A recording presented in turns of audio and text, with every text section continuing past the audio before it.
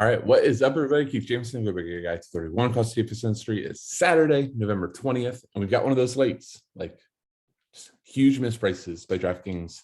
And I feel like we get I don't know, 2 or 3 of these a year in college football, where it's absurd, and you're gonna have the most stacked lineups, and if you play cash games, you're gonna run into you're most likely going to run into like an 85 to 90% on quarterback. We'll get to that in a minute. And some pretty chalky lineups. So this is one of those days. I love GPPs. A lot of times you get a lot less ownership on some of the kind of can't miss guys. I think there's 2 of them today, and I'm just really excited. So let's jump right into it. It's not going to be a long video. I think there's a clear top end type of plays that you're going to want to go, and then it's just going to be your preference on some of the stars that you fill in from there. So reminder, like, subscribe, comment. All right, let's jump right into it. I'm going to tease you all, I guess, a little bit before I get into the lockdown plays. So at the top, Hartman versus Clemson. Hartman's been great. 10-3 though is a lot. Like, Clemson's defense is not the Clemson defense from old, but 10-3 is just a little too much, but it's fine. Brendan Armstrong, if we got like a bill of health this morning, and I haven't double checked, so if something changed from last night to this morning, apologies, but if he was good to go, 100% healthy, yeah, I would pay 10K from him here. Something that's the case. Williams a little expensive versus ISU. I'm going to stop trying to go through every player. This is going to be too long. I don't know why I started doing that. I think the first guy that Stroud at 9,500, I would start thinking about, but I think at that point, I'd just rather go to Pickett at 9,100. I think he is fine. You'll have the cash to do it if you want to. I think I probably prefer Riddler. You all know, if you've been watching me for any amount of time during college season, I'm all about dual threat quarterbacks. If I'm going to spend up, Ritter gives you that. Also, just reality is he doesn't have big games when Cincinnati is in blowout situations, and he can go nuclear when it's a close game or anything like that. SMU, should be able to keep this competitive. SMU also plays fast and can score a lot, so that really could set the tone to make Ritter go off. So I definitely am a huge fan of Ritter. Then I'm going to drop all the way down to James Travis, or sorry, why is it James? Jordan Travis from Florida State, another huge dual threat guy. Probably one of the better dual threat guys in the nation. Maybe not in terms of effectiveness for real life football, but for DFS. And this could be a really interesting game. FSU's defense isn't great. Boston College is the source of the quarterback misprice. So, you get a mini game stacked with Jordan Travis. One more name before the misprice is Clifford from PSU. I think Penn State should kill Rutgers today in Happy Valley. 6,000 for Clifford. I just don't know what's going on with this price. We had been on him since the Ohio State game at 64, 6,000, 5,800. It's just been too cheap. Especially, he hasn't been able to show off the dual threatness, but it's there. So 6,000 is too cheap. If you wanted just to kind of go like Clifford plus Jerkovich, who is the misprice of the slate, I have no idea why Draftkings, after 48.5 DK last week, 13 for 20, eight rushes for 71 yards and 3 touchdowns, and we're going to make him min priced. Okay, cool. I mean, in cash, he should be 100%. Sure, there'll be a person or two that doesn't scroll all the way down, but coming off of 48.5 DK, min price Phil Jerkovich, I had to type it in 3 different places to make sure he was playing. Think I missed something. He's in, man. So just lock and load. I'm going to kind of skip a lot of the players at running back, and I'll go back. Let's just real quickly talk about the misprice at the running back position, which is Roshan Johnson. Bijan Robinson is out. He's done. Roshan Johnson has been his backup all year, should jump into the number 1 role for Texas, who's been a very good rushing team this year. He's 3,800 in a fair to okay matchup versus West Virginia. It's a 4,000 sub $4,000 running back that has a chance at like 15, 20 touches. I love the running back position. There's so many good players, but it's really hard to pass on 3,800 starting running back. So I think you just lock and load him in like cash and, high stakes GPP. And then if you're doing some GPP leverage, go off there. Let's go up. All these running backs are super, super in play. Got Brees Hall at 9,400. I think is cash game play. Walker, maybe that's GPP, but I love this little stretch here from about 7,600 to 9,000 with Robinson, Allen, Henderson, Ford FN, Kyron Williams, and Haskins. I want to talk about the last two more than anybody though, for my time. So Kyron Williams has just been a love of mine the entire season. I wish we could get back to here, after his dud versus Wisconsin.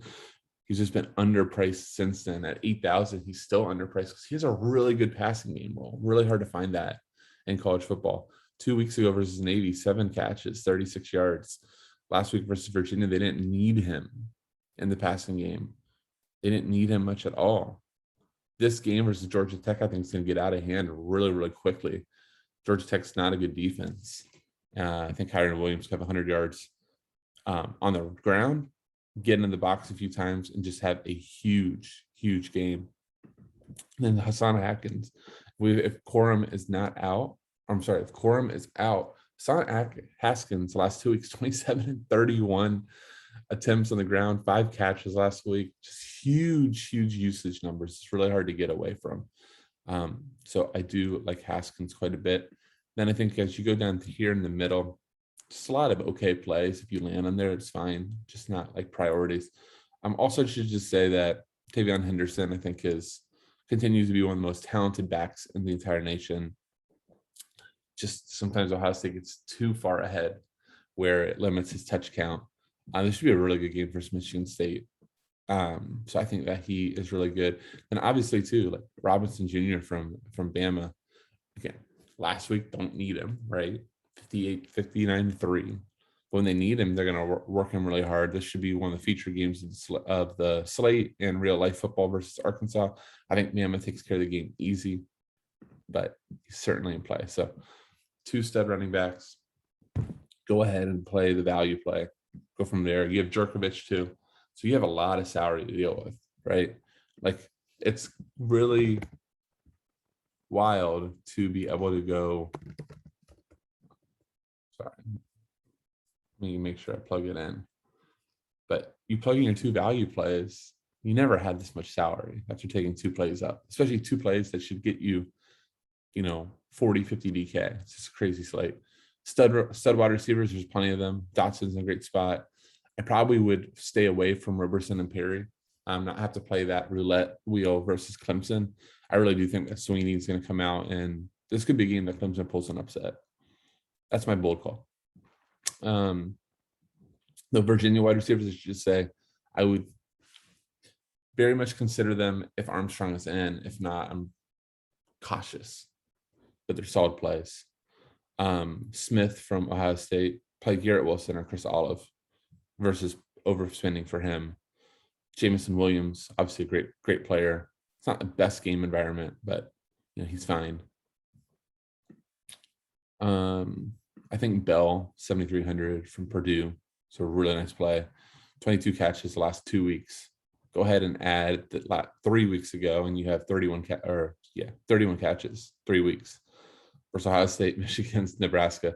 Much better matchup here versus Northwestern. So Bell is definitely a really, really good play. Let's see. We have the Ohio State guys, Garrett Wilson, Chris Oliver, a little underpriced at sub 7,000. I think going back to that Wake and Clemson game, I think your Clemson wide receivers, the Collins guys, are just both woefully underpriced as well. You have Bo Collins, fresh off of 11 catches of the last 2 weeks at 4,500, makes a lot of sense. I didn't look up. I'm gonna assume they're brothers. It might not be, so sorry guys if you're not. Just seems kind of random. But Dakari Collins, 6 catches, 97 yards last week too, 3,500. Again, Wake Forest plays very fast, very high scoring. Should promote a very, very good game environment overall, especially for your Clemson pieces, especially cheap pieces like that. So I'm a fan of both of those guys. Shari Kohler, 4,500. Feel like he's been in my core now like 4 straight weeks, and it's been awesome. You have Raheem Jarrett, 5,200. You have Notre Dame guys. You have Austin and Meyer at 5,600. You just have a lot of plays. Like once you get to the wide receiver position, it's just all about like what you prefer, what game you want to go after. There's a ton of good plays. I think it's less about getting like the play perfectly right. That's so hard in college when you have, a wide receiver pool of 300 or 400. Get kind of the value play, or if you spend up, make sure that guy hits, but in that mid tier. If you get 10 to 15 DK and you get your running backs right, you got Jerkovich, you'll be fine. The difference will be the results, and if you take down a GPP because of that. So looking forward to it. I hope that this info helped. Thank you all so much for watching. Quick reminder, like, subscribe, comment really does help. Repays the energy to get this video done. And then also, if you want the full player pool, label, top cash plays, top overall plays that I'm looking to build around, kind of the guys I'm picking up top to say that those are the elite plays, and then plays that might go lower owned, have some big boom busts. I have the whole player pool filled out on the site. Make sure you check it out along with core plays for all the Saturday slates. So would love to have you aboard at FSI. Just click the details and the link. Once again, thank you for watching. With that, I'll say, see you.